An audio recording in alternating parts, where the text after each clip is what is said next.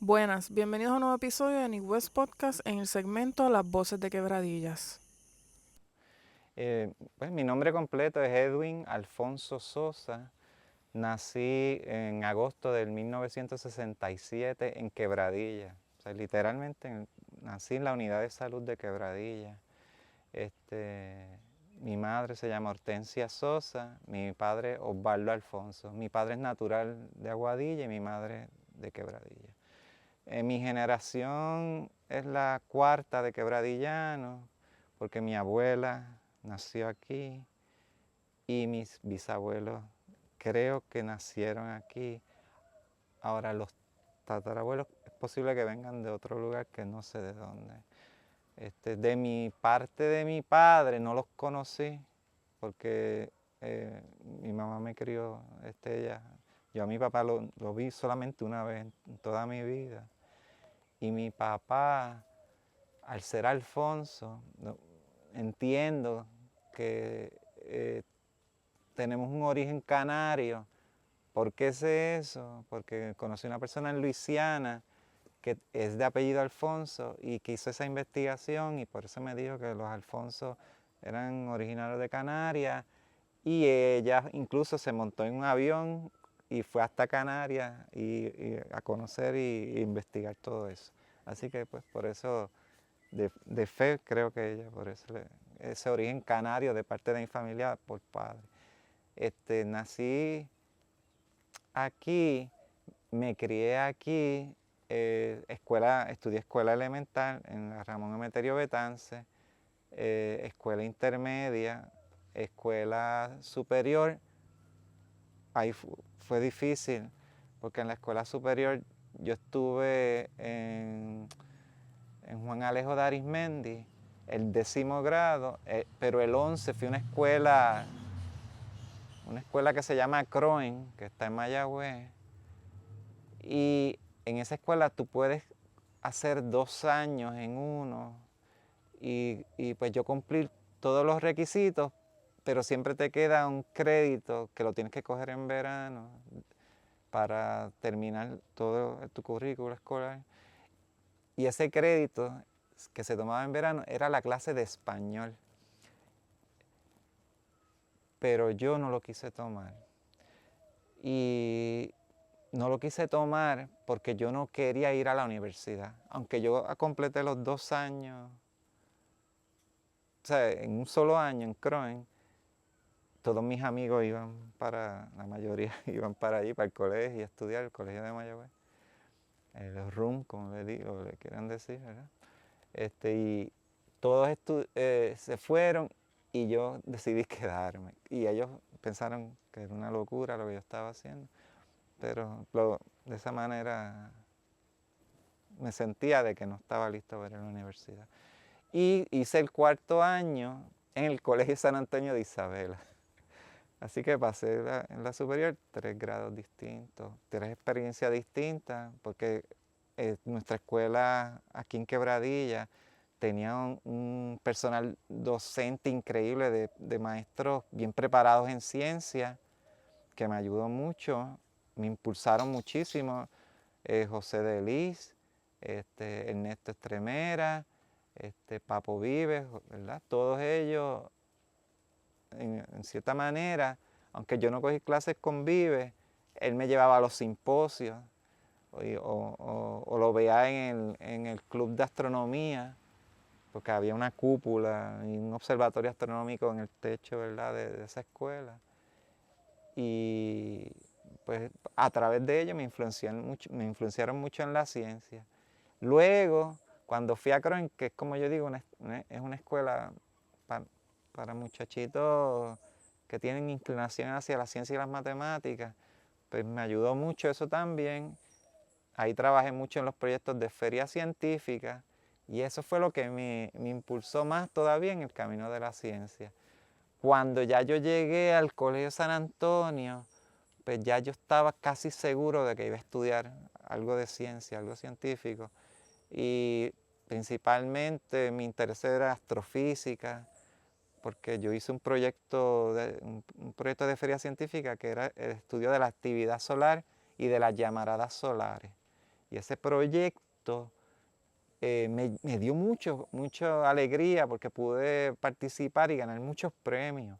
Y gané un premio estatal, después fui al internacional a representar a Puerto Rico, fui 2 veces a 2 internacionales a representar a Puerto Rico, en el 84 y en el 85. 84 fue en Columbus, Ohio, en el 85 fue en Shreveport, Luisiana. Y de ahí conocí figuras de la ciencia que algunos te iban hasta entrevistar. Por ejemplo, el doctor Stephen Hawking, que uno es famoso por las teorías de agujeros negros, yo lo vi pasar por el frente mío en la feria. Yo decía, pero no estoy seguro, ¿será él? Y ese tipo de cosas, ¿verdad? Que uno no sabe las personas con las que uno está hablando o viendo. Y todo eso me maravilló y seguí. Y cuando estuve en el colegio San Antonio de Isabel ocurrió algo que nadie se esperaba. Y es que me dieron un premio que se llama Westinghouse Science Talent Search. Ahora tiene otro nombre porque es otro patrocinador. Antes era, después fue Intel y después, ahora no me acuerdo el que lo está patrocinando, pero es la competencia de ciencia de las más viejas que hay en Estados Unidos y es como el Super Bowl de la ciencia para los de escuela superior. O sea, ahí están los mejores estudiantes de ciencia de todos los Estados Unidos, compitiendo uno contra otro, no solo en los proyectos que hicieron de ciencia, sino cómo se desempeñaron en otras actividades extracurriculares, qué cosas hacían, todo eso. Y conocí ahí científicos bien importantes, conocí el científico que fue uno de los que descubrió el plutonio, él fue con otro científico, él es el codescribidor, que él junto a otros descubrieron pues, ese elemento, el plutonio, que es el que se usa para hacer armas nucleares y todo eso, ¿verdad? Así que ese científico lo pude conocer a él con su esposa, pude desayunar con él. Él fue un asesor de muchos presidentes de Estados Unidos. Fue algo increíble esa experiencia. Y así con otras personalidades, admirantes del Navy que conocí, que me empezaron a decir cosas que yo ni me imaginaba. Uno de ellos me dijo que Roosevelt Roads tenía su base de submarinos y me dijo, ¿sabes? Un par de cosas que yo me quedé, no podía dormir. No podía dormir, me dio miedo. Las cosas que me dijo me dio miedo. Y yo decía, wow, ¿por qué me habría dicho eso? Pero luego yo estuve investigando, ya cuando mayor, yo dije, ¿por qué él me habría dicho eso? Y era que ya no pasó 1 año y medio que él se retiraba. Y era como que él estaba soltando eso. Y yo dije, pues parece, por eso fue que me lo dijo. Pero él fue una persona que es experto en profundidades. Él trabajó en el equipo que rescató el arma nuclear que se perdió a las afueras de España. Cayó un arma nuclear, ellos le dicen broken arrow, cuando se pierde un arma de esa. Y eso es bien, bien difícil y la lograron encontrar después de mucho trabajo. Incluso cuando la estaban subiendo se les volvió a caer y después tuvieron que volver a empezar hasta que la encontraron de nuevo y las pudieron subir. Pero conocí todo ese tipo de personas, militares de alto rango, científicos de alto nivel, consejeros presidenciales en ciencia y todos ellos me animaron a continuar en ese camino. Así que por lo tanto, pues ya yo estaba decidido y me fui a estudiar física. ¿Por qué física? Porque con las personas que me hablé, yo les decía, yo quiero ser astrofísica, astronomía, y me dijeron, pues no, tienes que estudiar física primero. Pues estudié física en el recinto de Mayagüez,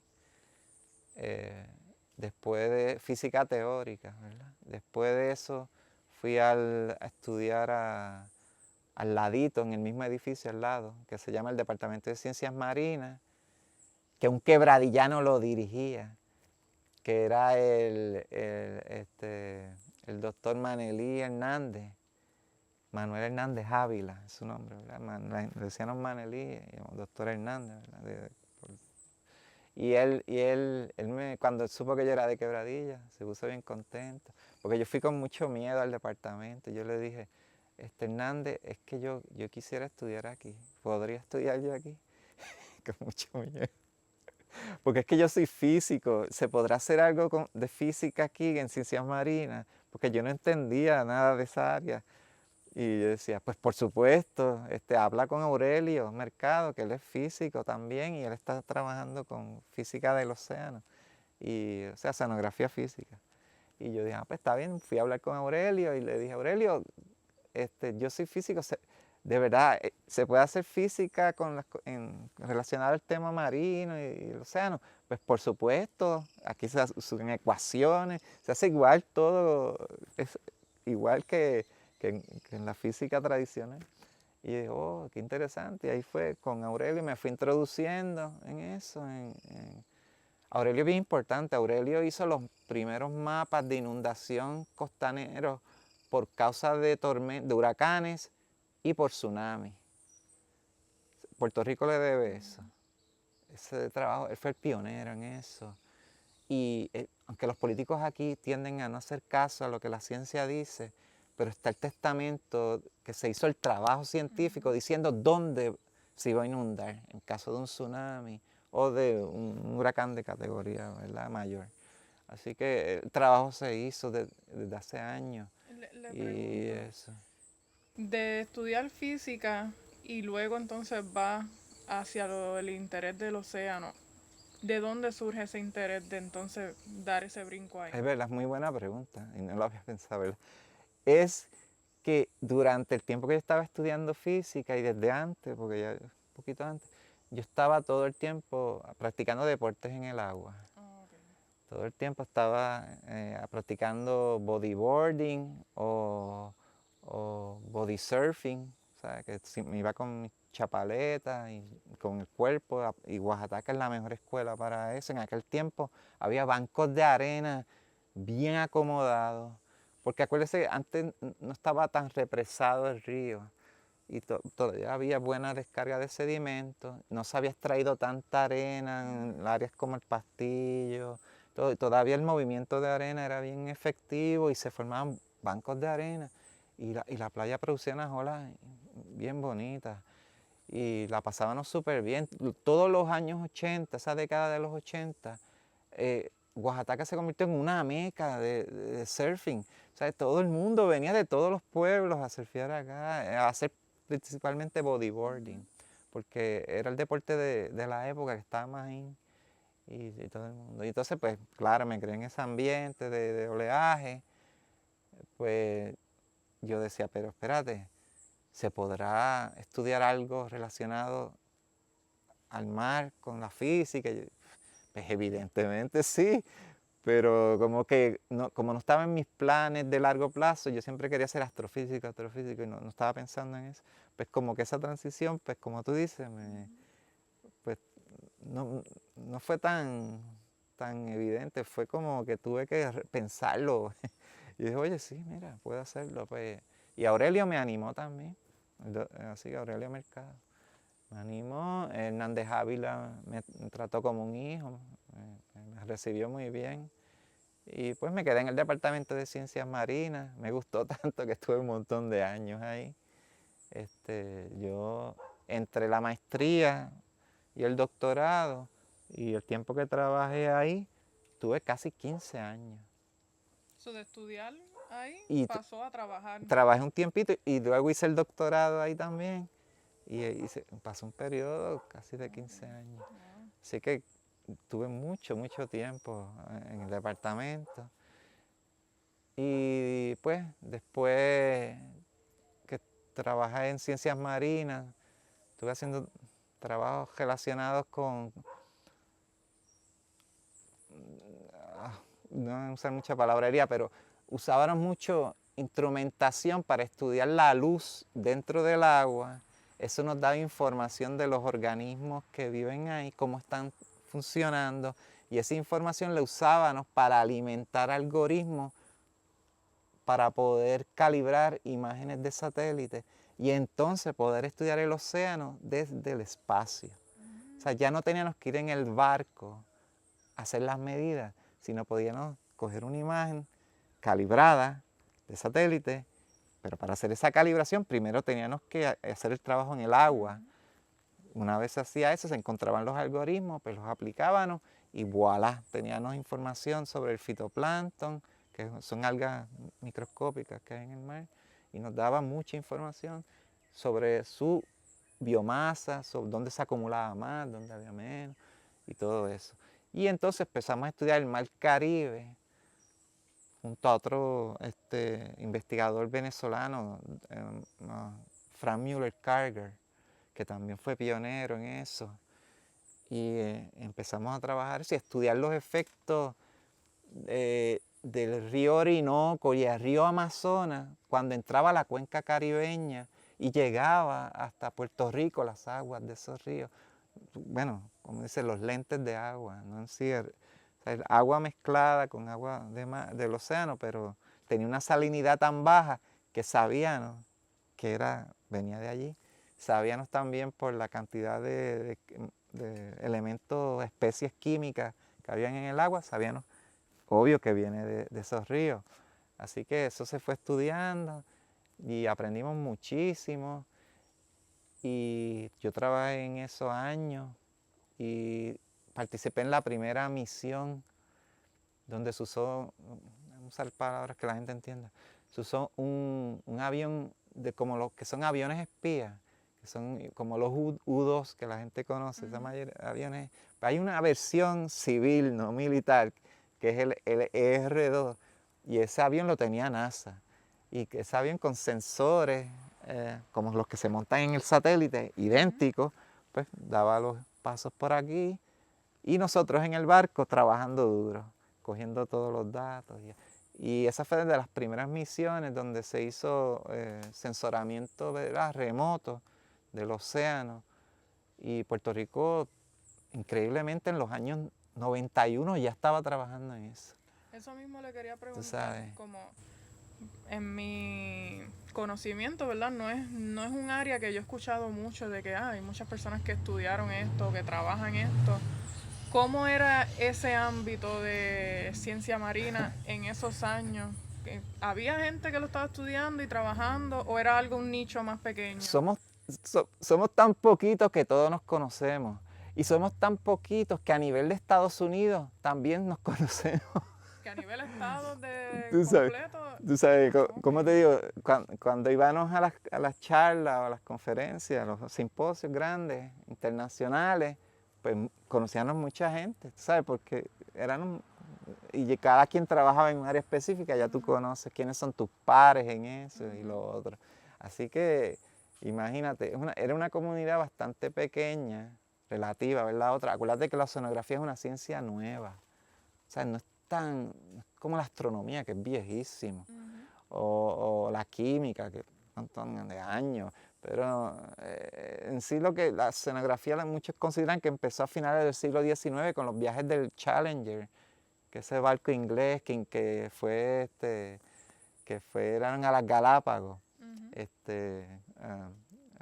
La teoría de la evolución de Darwin. Darwin iba en ese barco y él fue a las Galápagos y ahí fue que ese barco, el Challenger, no solo fue a las Islas Galápagos, a medida que iba cruzando el océano iba tomando muestras de organismos, de cosas que había, cómo eran las condiciones del mar, temperatura, profundidad. Pues, era oceanografía, así empezó. Así que es una ciencia bastante nueva. En verdad, a partir de la Segunda Guerra Mundial fue que tuvo que coger fuerza porque era necesario para el conocimiento para poder luchar con los adversarios. Porque la lucha con Alemania tenía submarinos y había que entender cómo era el océano, cómo era la acústica del océano, y para eso se necesita estudiar la física, o sea, temperatura, densidad, toda la estructura vertical, porque todo eso decide cómo se va a propagar el sonido y lo necesitas para poder detectar estos submarinos. Y los submarinos alemanes hicieron mucho daño. Incluso aquí en Puerto Rico hundieron barcos que venían hacia Puerto Rico. O sea, mucha gente no sabe, Pero en Puerto Rico hubo hambre y algunas de esas situaciones se debió a que no llegaban suministros aquí porque fueron hundidos. O sea, ser un marino mercante en aquella época era algo bien difícil, porque quizás no ibas a llegar. Entonces, pues, en los 50, con Monk y un montón de oceanógrafos clásicos que todos conocemos, trabajaron en el desarrollo de la oceanografía. Ahí apareció Woods Hole, ahí apareció Scripps, ahí aparecieron diferentes centros donde se concentraba esa actividad científica. Y, sorprendentemente, Puerto Rico, temprano, a finales de los años 60, había institutos de biología marina y luego se convirtió en el Departamento de Ciencias Marinas. Así que fue bien temprano. Aquí venían personas de diferentes partes del mundo a estudiar acá, porque Puerto Rico estaba bien parado en la ciencia marina en aquel tiempo. Estaba muy, muy bien.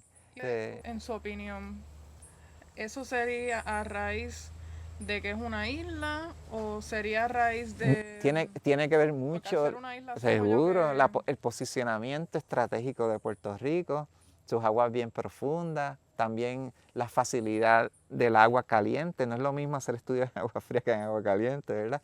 Tomar muestras, hacer buceo, todo es más fácil, el agua clara, o sea, puedes ver más, o sea, facilita mucho los estudios. Y si a veces alguien dice, oh, me voy a ir para allá, para Massachusetts, o mejor me voy para el Caribe. Muchos deciden, chacho, me voy al Caribe, Claro. ¿entiendes? Así que, pero también tengo que decir la parte oscura.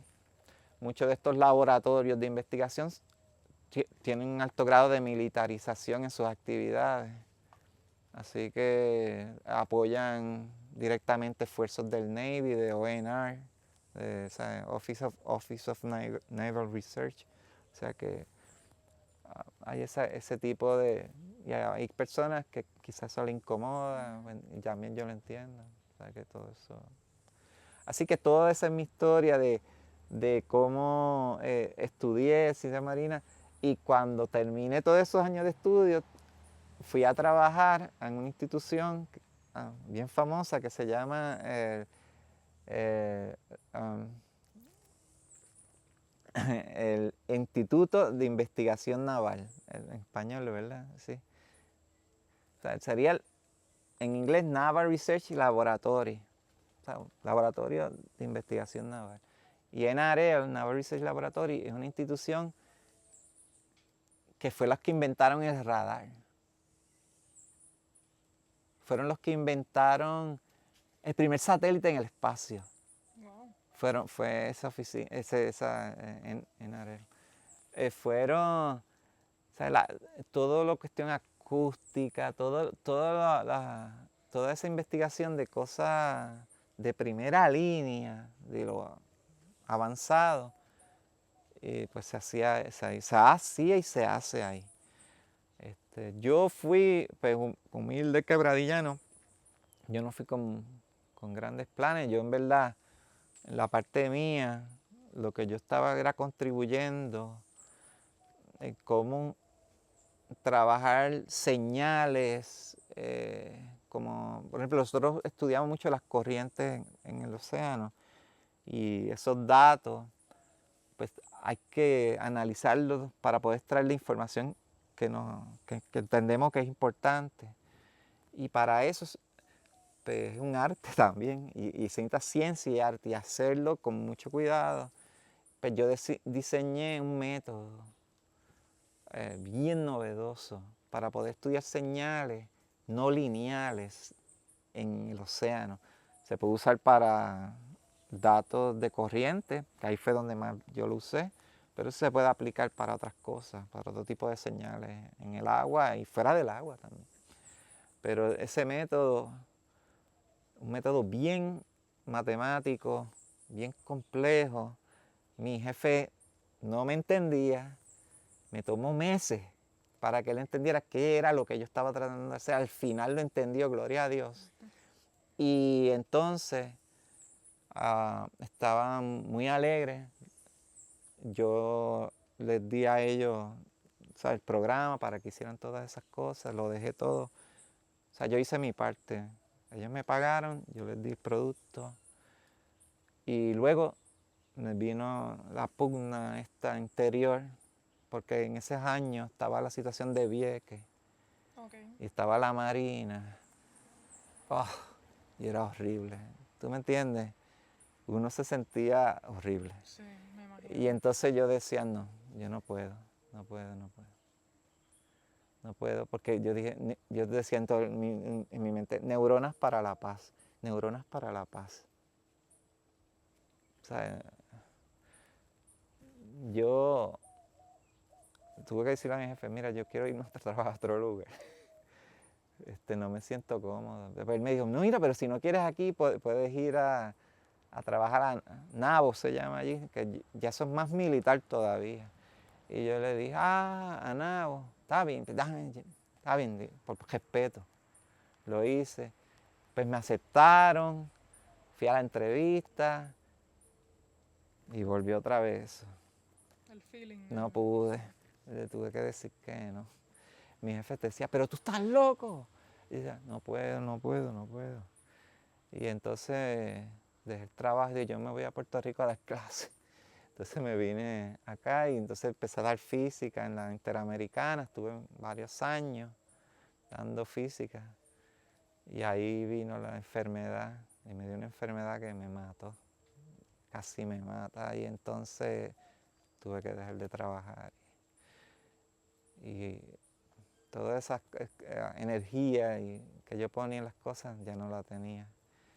Y ahí pues me puse a trabajar ya de forma más pasiva en otros proyectos y entonces hice el proyecto que se llama Ocean Physics Education, que es de educar sobre el océano. Y empecé a hacer eso creo que fue octubre del 2004, o de octubre del 2004, creo que sí. Ahí fue y empecé a trabajar en eso y educando sobre el océano, investigando, porque hay muchos datos disponibles. Lo que pasa es que la gente a veces no tiene tiempo. Y empecé a usar datos y empecé a encontrar cosas y escribir sobre esos artículos y empecé a publicarlos y empecé a tener empezaron mucha gente de otros países, partes del mundo a verlo y todo el mundo se interesó en los temas que estábamos tratando y creo que desde esa parte, aunque ya yo estaba enfermo, pude contribuir a la oceanografía a nivel mundial, pude contribuir poniendo ese pedacito. O sea, todos ponemos un pedacito y de ahí es que se construye lo grande, ¿verdad? El conocimiento. Pues yo hice mi pedacito por aquí, pedacito por allá, otros lo siguieron y así hasta que hemos ido avanzando. Sabemos mucho ahora, válgame, que mucho sabemos. Y yo fui testigo, yo en el 2000, yo estaba, esto fue en 2002, yo estaba trabajando en NRL y yo vi cómo la oceanografía de China en 20 años, estamos ahora en el 2025, del 2005, ponle 2004, 2005, ahora, increíble. Tú sabes, el nivel de Una conocimiento, evolución. demasiado, exagerado. Y yo decía, ¿cómo los chinos pudieron avanzar tanto? Y ahí viene también la queja que muchos decimos, también ellos ven para el lado de acá mucho de lo que hacemos y a veces hay roce. Cuando yo estaba trabajando, había momentos que había que parar todo porque se metían los chinos a las máquinas. O Como sea, hackeaban ahí el a sistema. hackear y había que tumbar todo. O sea, ese nivel. Y yo decía, pues también por esa parte sé que ellos van a avanzar en su conocimiento porque hay mucho hacking, pero yo sé que ellos tienen luz propia y han avanzado mucho, ¿sabes? Y ahora yo veo a China como una potencia muy fuerte en la sonografía. Creo que es un adversario que hay que tenerlo bien presente. Y la de la oceanografía en Estados Unidos, vamos a decirlo en Estados Unidos, ¿ha visto como que un nivel de evolución, ha visto que se ha quedado un poco...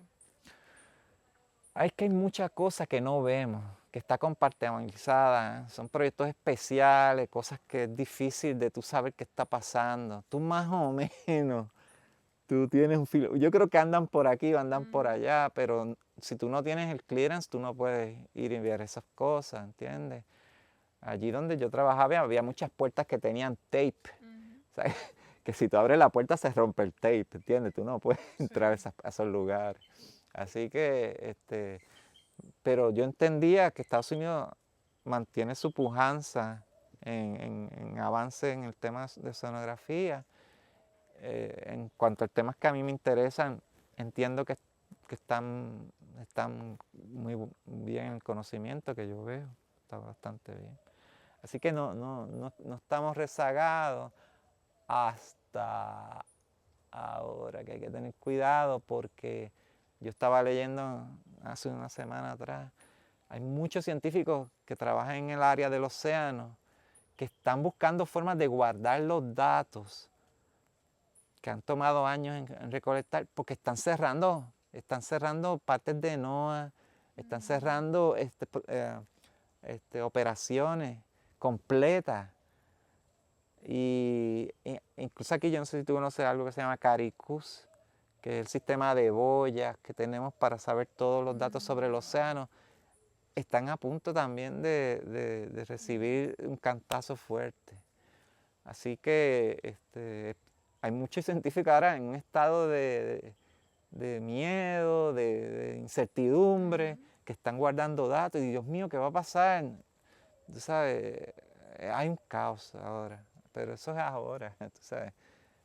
No sé si son cuestiones de las transiciones, quizá luego se calme la cosa, pero ahora mismo Mucho cambio. sí, muy rápido y peligroso, porque si se pierde información, la ciencia es lenta, o sea, toma tiempo Y tomó construir. tanto tiempo construir lo que está ahora que de momento... Tú dices, cierra y váyanse, y el legado se Exacto. pierde.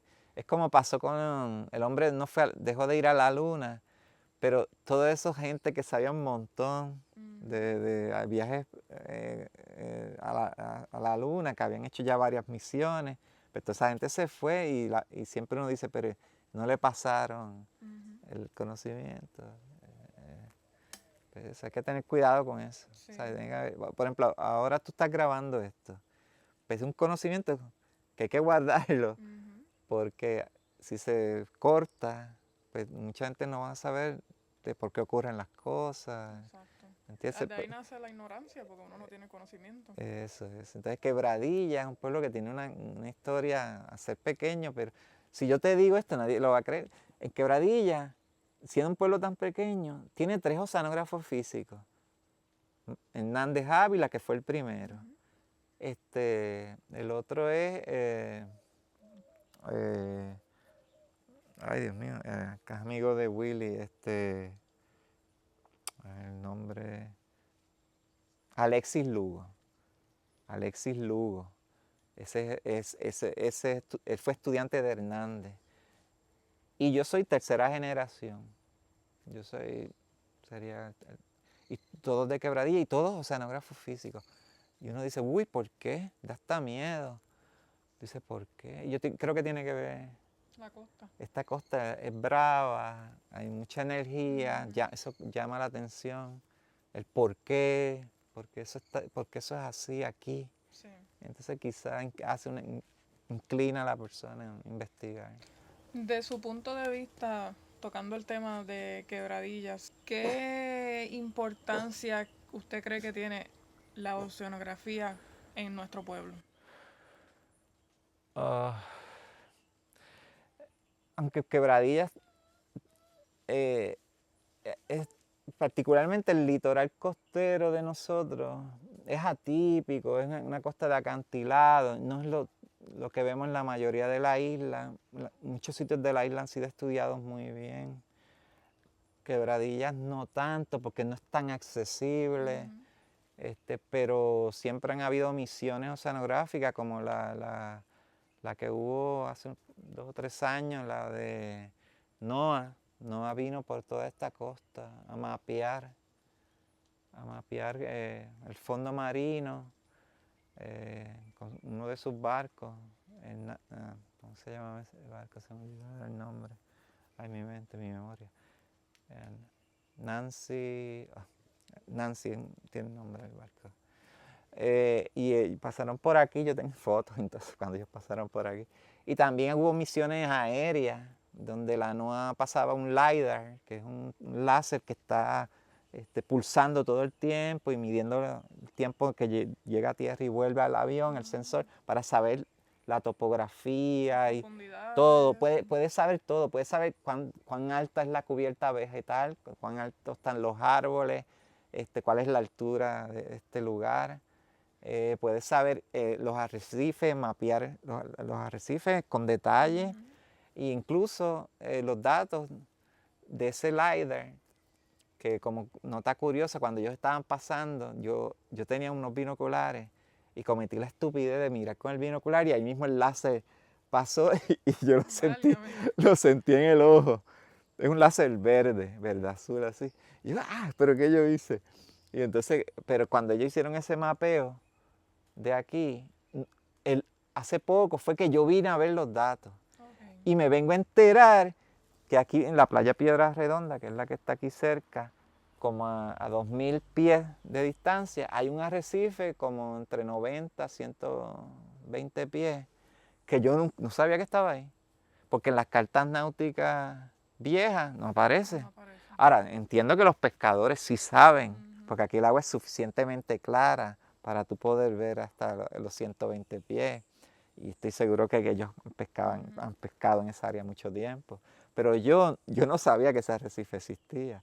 Así que gracias a esa labor, ¿verdad?, de mapeo y que hacen las agencias, pues uno se entera. Pero eso no ocurre en el vacío, ocurre porque hay oceanógrafos y hay gente en el departamento que están pidiendo que se hagan esas labores. ¿Sabes? Porque dicen, mira, necesitamos esos datos. ¿Entienden? No, ellos no vienen en el vacío. Lo necesitan los científicos de aquí, los científicos de allá, lo necesitan todos los científicos. Así que por eso es que ocurren las cosas. Y mientras, como te digo, más científicos marinos hay, pues esa actividad aumenta, incrementa, y hay mayor conocimiento y se pueden tomar mejores decisiones, entre comillas. Porque aquí, aunque sepan la información, entiendo que la decisión no se basa muchas veces en la ciencia, sino en otros intereses. Pero es importante que en Quebradilla se reconozca que todavía hay mucho que aprender. Hasta hace poco yo descubrí con imágenes de satélite que Isabela, Quebradilla, el área de Camuy, parece que hay, como esto es una gran esponja, es una zona cárcica, el agua se mueve por debajo. O sea, nosotros no vemos los ríos que están pasando por los pies nuestros. Y espero, parece que hay un afluente a mucha profundidad, una descarga submarina, y esa agua, como es dulce, sube. El agua salada pesa más, el agua dulce es más liviana. Pues ya es una pluma que sube a la superficie y eso el satélite la detecta. Entonces cuando se llama un radiómetro detecta eso. Cuando yo vi eso en el satélite, pero ¿y qué es esto? ¿Pero y por qué esta salinidad así tan baja? ¿Pero qué está pasando? Si aquí los ríos, el río Oaxaca está represado. El de Camuy tira bastante agua, pero para que un área tan grande le baje la salinidad, ese río es nada. Y yo decía, esto es otra cosa. Y entonces, el río invisible. ¿Cuál es el río invisible? Todo el agua que está percolando por debajo subterránea, que está percolando por Isabela, que viene desde el bosque Oaxaca, bajando por todos esos conductos subterráneos, en Quebradilla, Camuy, todo eso va bajando hasta que llega al fondo marino, y del fondo marino emerge. Y eso a mí eso fue hace unos años atrás, cuando yo descubrí eso me impresionó mucho. Y quizá eso también tuvo que haber motivado el viaje de que vino el Nancy Foster a estudiar el área, a tomar. Imagino que ese ser hecho pudo haber derivado. motivado a que, oye, vamos a ver esa área con mayor cuidado. Así que en esa parte me alegro haber contribuido en que les haya como movido la curiosidad y que hayan decidido venir aquí a hacer ese estudio hidrográfico. Me encantó ver el barco por ahí. Yo les escribí, ellos sabían que era yo, me decían, ¿sabes? Estaba muy emocionado por eso. Usualmente, ¿cuánto tiempo toma esas misiones así de estudio? ¿Eso en un día ellos lo cubren? ¿Eso dura No, son mucho varios tiempo? días. ¿Varios días? Sí, sí, son varios días. Es que hay que ir y Adelante y para atrás. para adelante y para atrás y para adelante y para atrás. Y como ellos me decían, wow, en febrero qué duro sopla aquí. ¿Sabes? Porque estaba a veces, ¿sabes? Sopla 30 nudos a veces. Y ellos, ¿sabes? Dan más trabajo hacer las mediciones. Pero los mapas están, ya los vi, así que estoy contento.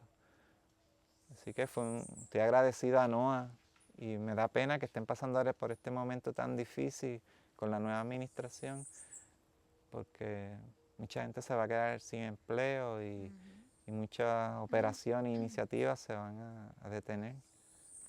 Y que son iniciativas tan importantes. La gente, vamos a poner, la gente quiere petróleo, la gente quiere minerales raros. Cuando digo la gente, digo el capitalismo y las empresas de energía y todo eso. Quieren eso, pero para hacer eso hay que hacer estudios del fondo marino, hay que ver qué especies viven ahí, si vamos a extraer nódulos polimetálicos del fondo marino aquí al norte de Puerto Rico, ¿qué vamos a matar haciendo esa extracción? Es un sitio que casi no conocemos, una puertorriqueña, hace poco, no han pasado cuánto, ni 4 o 5 años, una puertorriqueña, por primera vez una puertorriqueña llegó a las profundidades hadales, que es las profundidades sobre 6.000 metros de profundidad, por ahí para abajo. El otro hace pocos años, o sea que nosotros no sabemos nada Sí, de se esa. desconoce mucho. Nada. Incluso me he enterado de que muchos de esos organismos que se sacan de esas áreas bien profundas, se pueden hacer lo que se llaman tijeras para cortar ADN. Eso lo usa la biotecnología y toda esa gente que trabajan con ADN. Como esos organismos están a temperaturas bien bajas y presiones bien bajas, ellos pueden conseguir ese tipo de organismos que le da esa facilidad, esas proteínas que sirven de tijera para picar el ADN bajo condiciones de temperatura más bajas. Y yo digo, wow, o sea que allá abajo hay un tesoro y apenas ni lo conocemos y ya estamos pensando en meter unas máquinas para extraer nódulos polimetálicos y acabar con el tesoro, que es el biológico, que es más importante. Pues para eso se necesita saber, para tomar decisiones. Y esa es lo que más, ¿verdad? Me preocupa de este año, de lo que estoy viendo ahora, estoy bien preocupado. Nunca había visto algo así. Y nuestro planeta está ahora mismo en una situación de sobrecalentamiento del océano increíble. En marzo del 2023 todos empezamos a alarnos los pelos porque la temperatura del océano estaba subiendo y subiendo y subiendo y no paraba. Y luego el año 2024 lo mismo. Y entonces empezaron los que quieren que, ¿cómo se diga? No alarmar, empiezan a buscar, no es el niño, es el niño. Y entonces todo el mundo empieza como una cotorra a cacarear lo mismo, es el niño. Y yo empecé a decir, no way, no es el niño, esto no es el niño.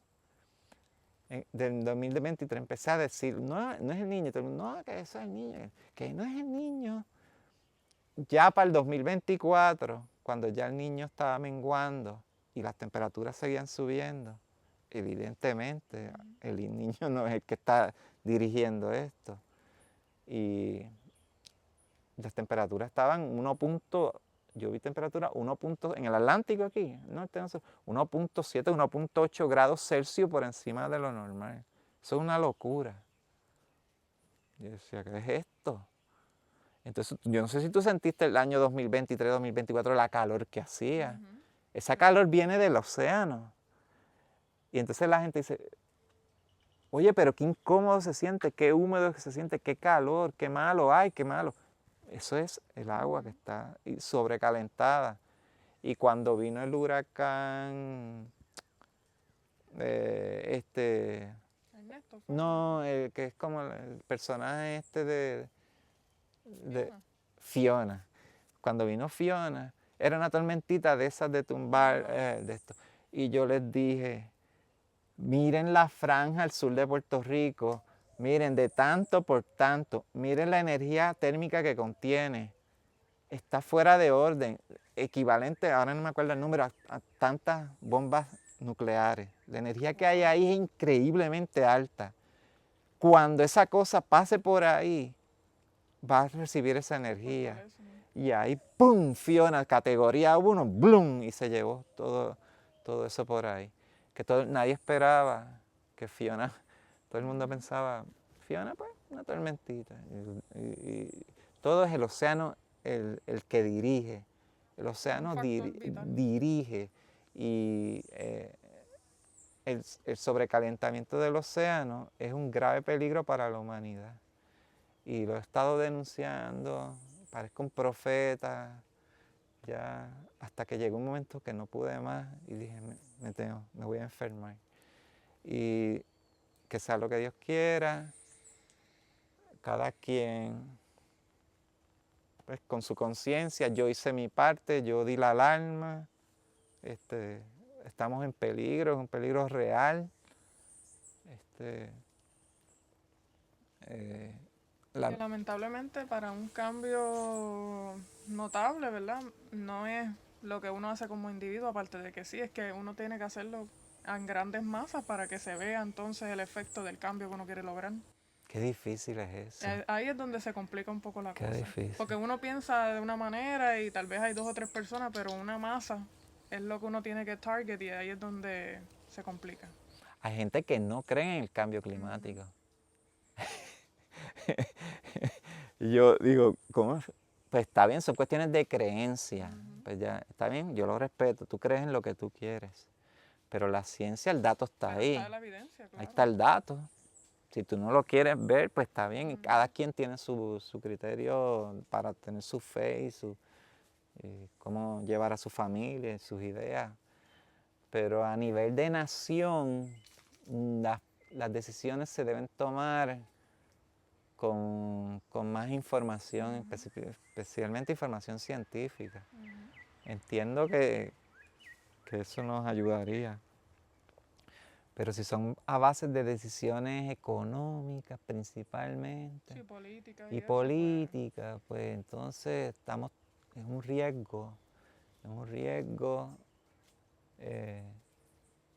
grandísimo, porque no se está tomando en consideración lo que realmente hay de evidencia. Mira, vamos a poner un escenario hipotético.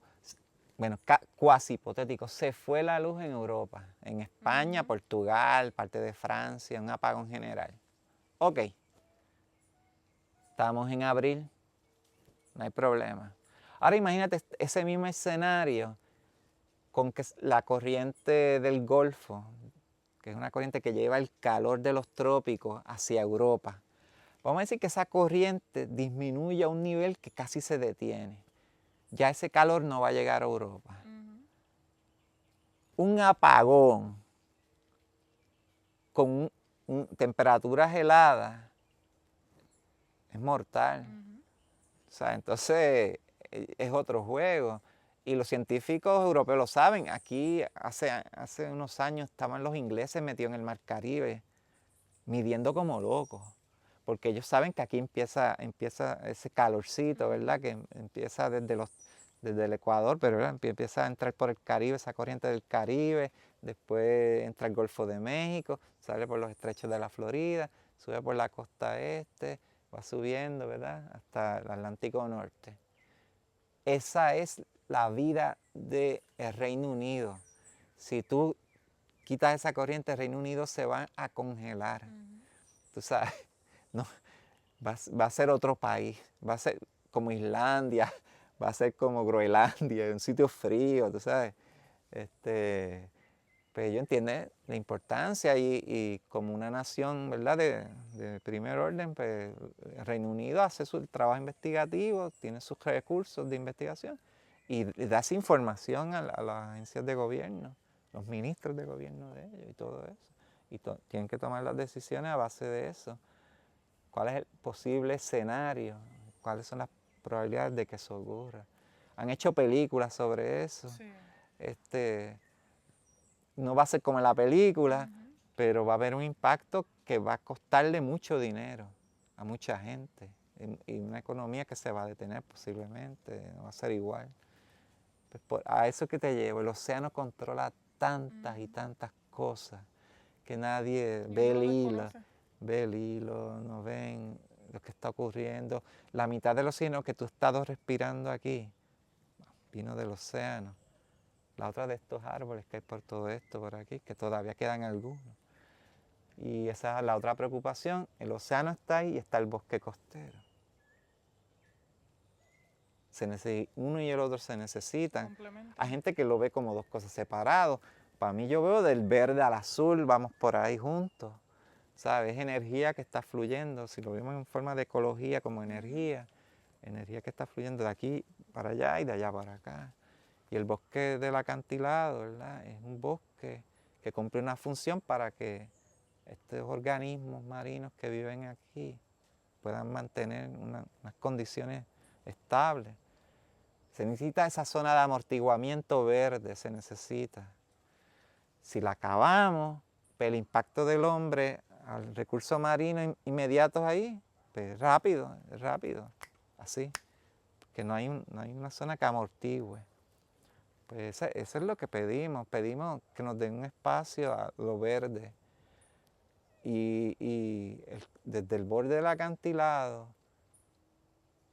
vamos a decir, a medida que nos acercamos al borde, más importante es lo que hay ahí. Pero que el humano ¿dónde quiere construir? En el mismo borde. Exacto. Quiere poner balcones en el mismo borde, quiere poner piscinas infinitas en el mismo borde. Quiere poner escaleras o cosas que bajan. Y mis vecinos, lo siento por mis vecinos, estoy en desacuerdo con lo que están haciendo.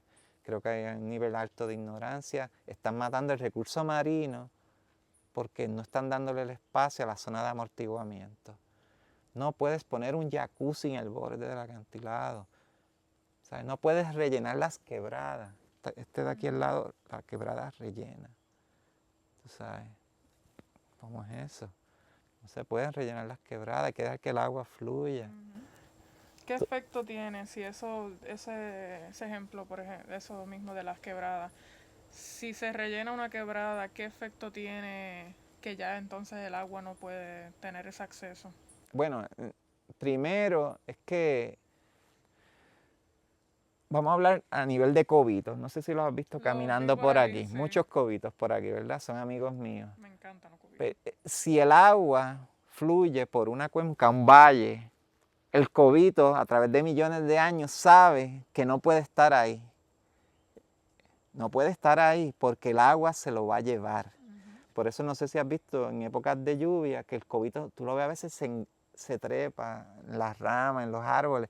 Ya uno sabe que es que va a haber lluvia fuerte. Entonces, ¿qué pasa si yo cierro todas las quebradas? Como el agua, en vez de ir por un conducto natural, va a ir como una lámina. Me llevo todo. La erosión en todos los terrenos va a aumentar. Todos los terrenos. Entonces voy a caer más topsoil, más carbono, más cosas que hay, nitrógeno, pesticidas, lo que sea, todo, pues todo va a ir más. Porque tiene un flujo laminar por toda la cantidad. Vamos a decir que todas las quebradas las rellenamos. Todas. Pues vas a tener un flujo laminar. Ahora dice, no, pero yo le pongo un tubo. yo le pongo un drenaje, yo le pongo un tubo y te la relleno, la pongo. Pero cuando tú vienes a ver la capacidad de la quebrada al tubito que ponen, Ujú. pues la diferencia en los metros cúbicos de descarga es increíble, tú sabes. Es muy, y entonces es como es un engaño y pues así que todo eso impacta, todo eso impacta.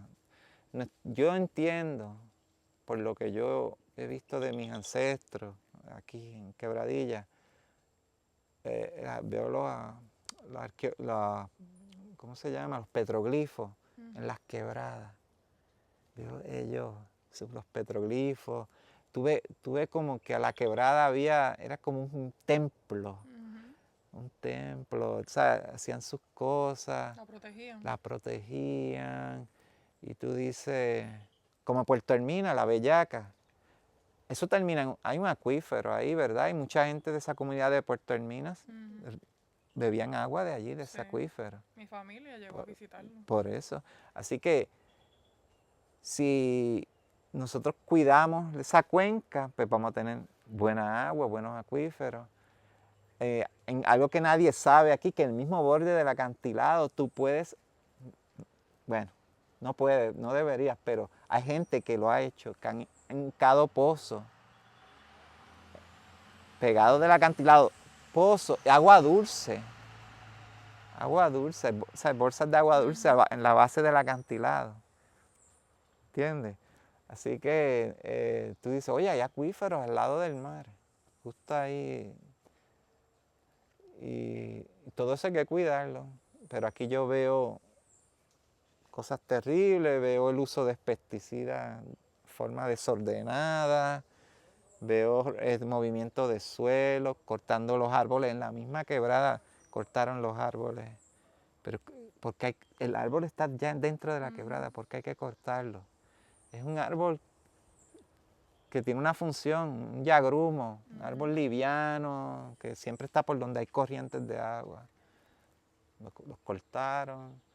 O sea, uno empieza a ver aquí y allá y la lista es enorme y te das cuenta que esto está desapareciendo.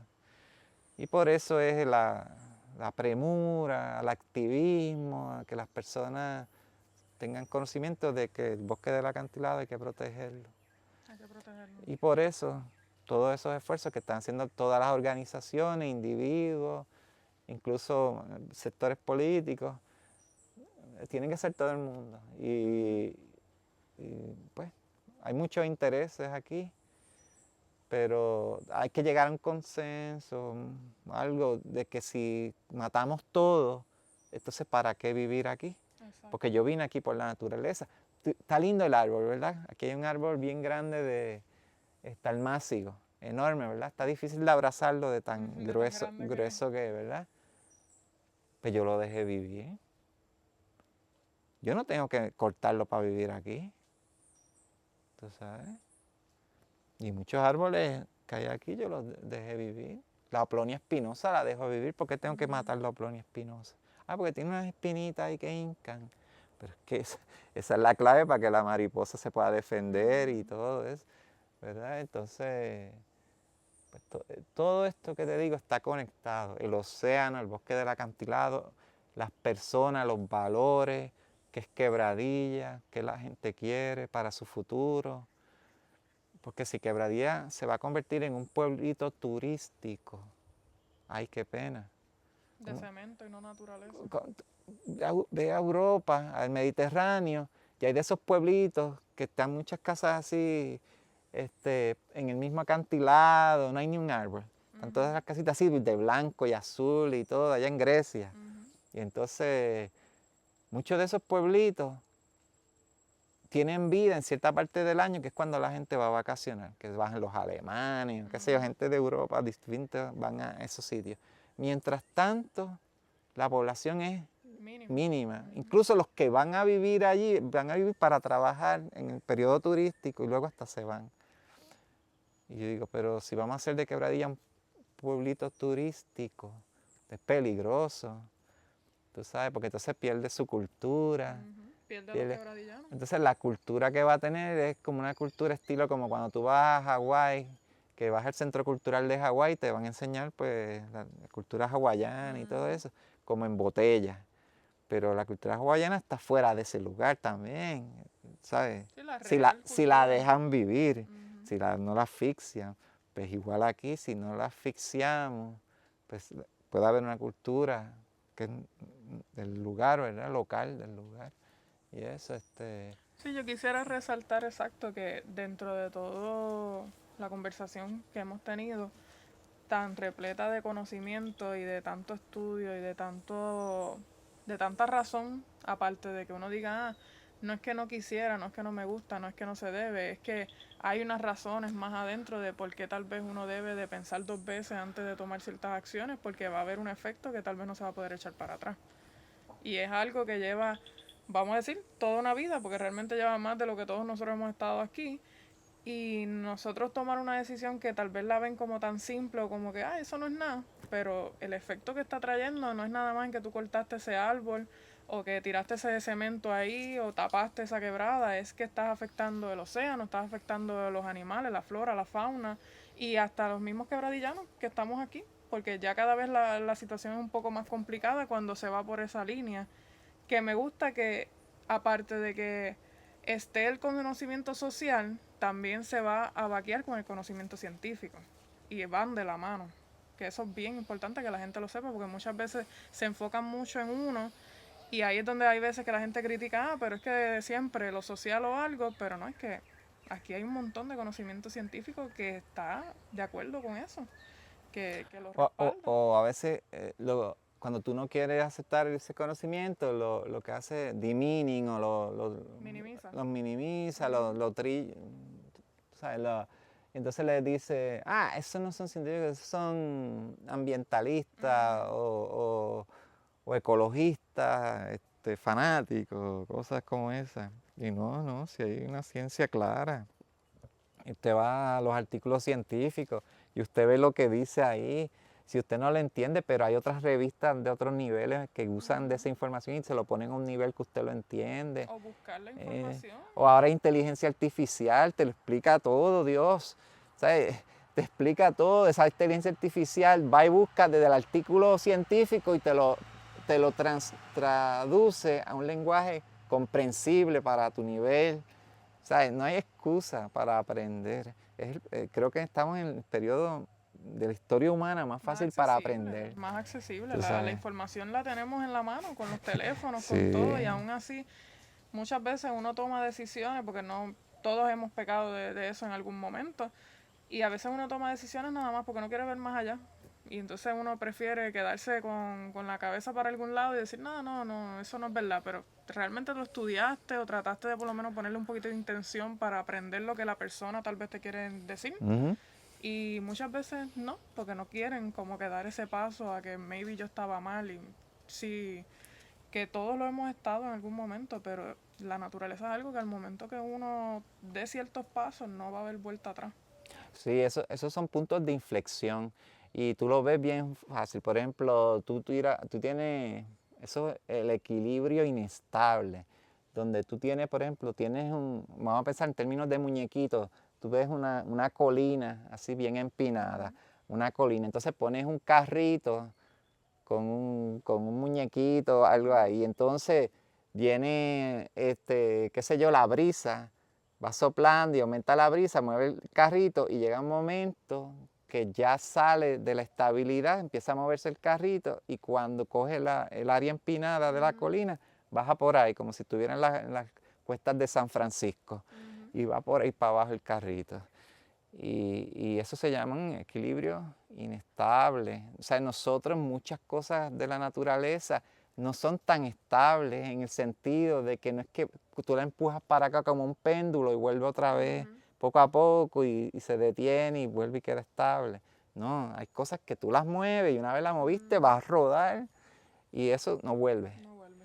Y ese concepto pues, aplica en muchas cosas del océano, en los organismos más pequeños. Los organismos más importantes del océano son los más pequeños, que es el fitoplancton, los productores primarios. Esos son los más importantes, porque de ahí empieza todo, tú sabes. y desde todos nos beneficiamos de eso, desde el aire que respiramos, el alimento que consumimos, el color del agua, todo tiene que ver con esos organismos. Y si no cuidamos, es bien fácil. Tú buscas en la historia geológica de la Tierra y han habido periodos en donde ciertos microorganismos han avanzado sobre otros y eso trajo un cambio bien grande. Por ejemplo, antes en la Tierra no existía el oxígeno. No existía, habían otros organismos, otras bacterias, otro tipo que no generaban oxígeno. Que en la Tierra el cielo era rojo, era metano, era otros gases. Pero una vez aparecieron estos organismos, microorganismos, algas microscópicas que producían como un desecho de su reacción de fotosíntesis, como un desecho del oxígeno. Pues ese desecho se empezó a acumular, y entonces el océano se llenó de oxígeno, ese oxígeno pasó y se creó una atmósfera, que gracias a que tenemos un campo magnético de la Tierra se mantiene. Y estoy cruzando los dedos. Entonces, tenemos oxígeno, tenemos un cielo azul, gracias al oxígeno.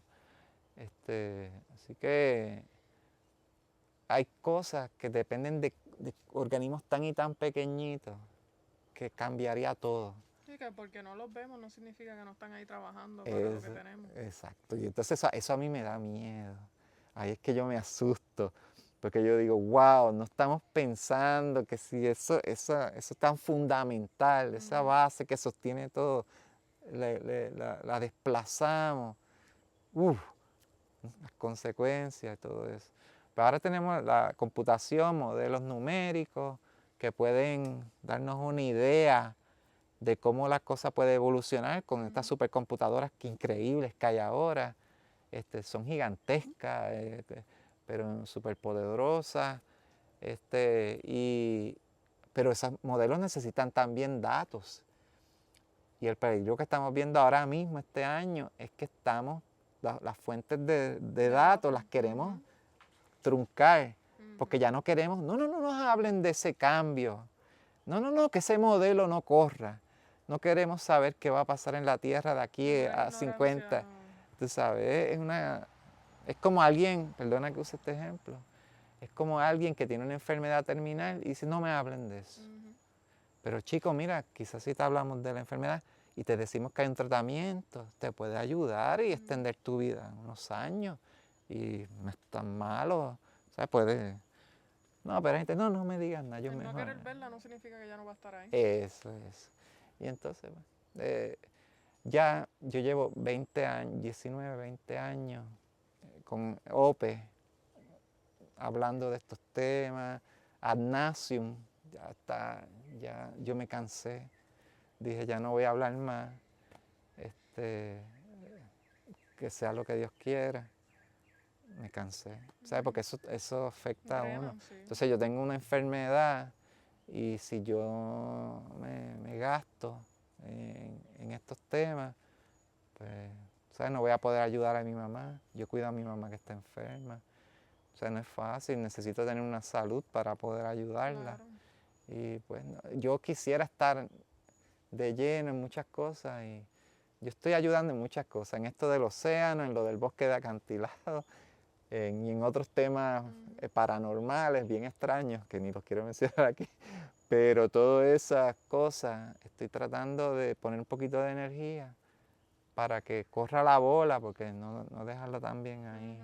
Pero ya no, la misma intensidad de antes, no, ya no puedo. ¿Hay algún consejo o algunas últimas palabras que usted le quiera dar a tal vez esta nueva generación quebradillana de Puerto Rico? Tal vez una motivación a como que, sí, mira, estas cosas están pasando, vamos a tratar de no mirar hacia el otro lado y querer interesarnos un poquito más. ¿Qué nos podría...? El reto es grande, es bien grande el reto. Se pueden hacer cosas. Quizás no vamos a obtener lo que queramos, pero se pueden hacer cosas para evitar daños catastróficos, ¿sabes? Todo es educación, educación, educación. Eso es tienen que dar espacio para estas discusiones. En Puerto Rico está saturado de discusiones que no valen la pena. Demasiado tiempo se pierde en boberas. Y yo digo, wow, hay cosas medulares como la vida, la protección de la vida debería ser medular. Y yo le aconsejo a los jóvenes que se orienten y eduquen y busquen información. Ahora hay herramientas bien que te permiten una accesibilidad increíble a información. Siempre con escepticismo también, tratando de buscar dónde está la verdad. Tratar de ir en ese camino y a los que son personas que buscan de Dios, de dejarse guiar por el Espíritu Santo, por la conciencia universal, lo que usted quiera llamarlo, pero dejarse guiar también para ir en busca de esa verdad. Porque la verdad siempre y la vida van de la mano, ¿sabes? Donde está la mentira está la muerte.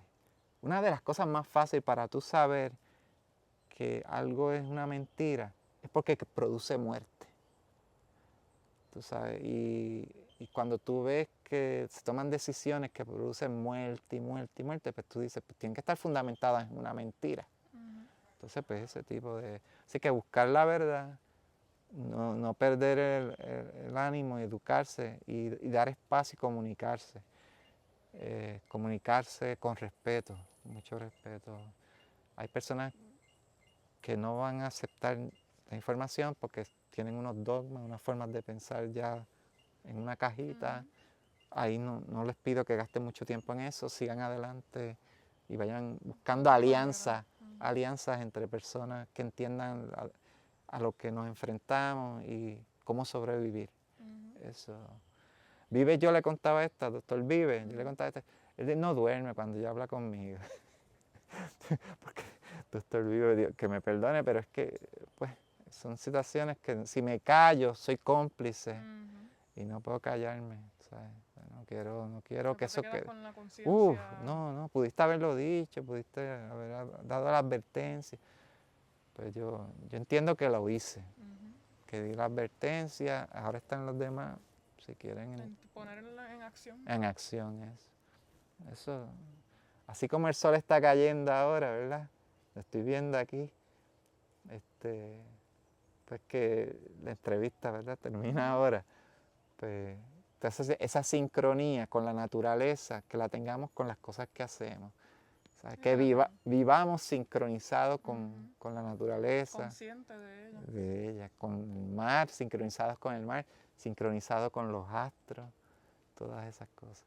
Quiero terminar con un chiste. Cuéntame. El chiste es que yo tenía que ir al dentista. Era época de Navidad, de parranda, todo eso. Puse la alarma, puse el reloj, dije, tengo que ser el primero que llegue a la oficina, porque no quiero estar mucho tiempo allí.